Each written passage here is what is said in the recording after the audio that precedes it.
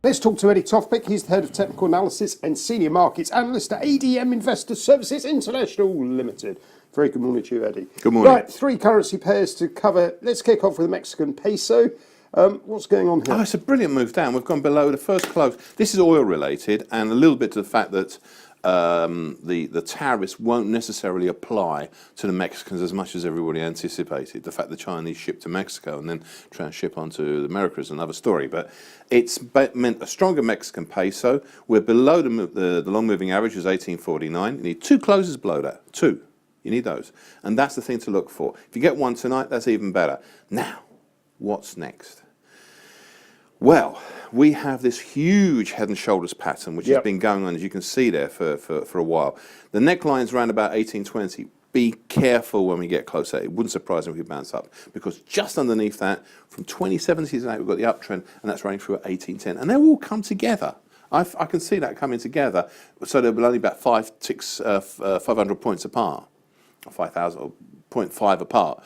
I can see that happening, and that being a very, very key activity level. But at the moment, let's see it go down a little bit more and then see some support coming in. Okay, but basically we've got a head and shoulders. We've got a head and shoulders. We've got to be real careful. A huge, huge one, and we've got to be real careful about that. Understood. Okay, let's move on to the Brazilian real. Now, I said that they had the bow tie formation, the bow tie formation of all the moving averages coming in together and then coming out again. The kicking is between the 19th and the 26th, and already we've had false breaks. I mean, we had a false break above the downtrend, which has been running since December. I thought, great. Yesterday, we'll have a nice close. We'll look for a second close above that. What do? We key reverse back down again. This is sucking and spitting out everybody in it, because this is such an area of volatility until Monday's close of business, at least. Right. That you've got to be real careful. I'd wait and see what happens in that period. We've got until Monday close of business at least, maybe possibly a spillover to Tuesday. But there's a lot of activity, I think, coming into this market of what will be the direction. The moving averages didn't tell you the direction. They looked neutral, to be honest. So they went in and they came out the same way. It's almost like a Bollinger Band coming in. It doesn't tell you which direction it's going to go out of it. But you expect an explosive move. Well, this is telling me that there is a lot of people saying it's going up and a lot of people saying it's going down. And both of them are disagreeing violently. Follow the technicals. Yeah. Go with the break, as they say. Yeah, but make sure you confirm it.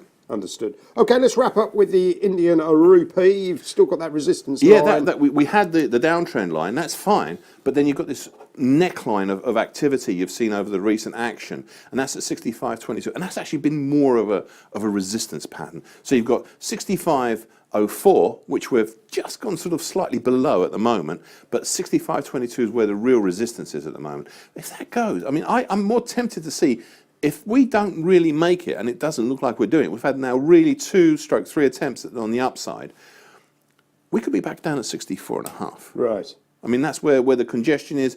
You've got a 50% Fibonacci level there. Underneath, you've got the moving averages in the 65.45 area. So why not push it? If you can't go up there this time, come back, get some fresh ammunition, and have another crack at it. I know which way I'd be on those technicals.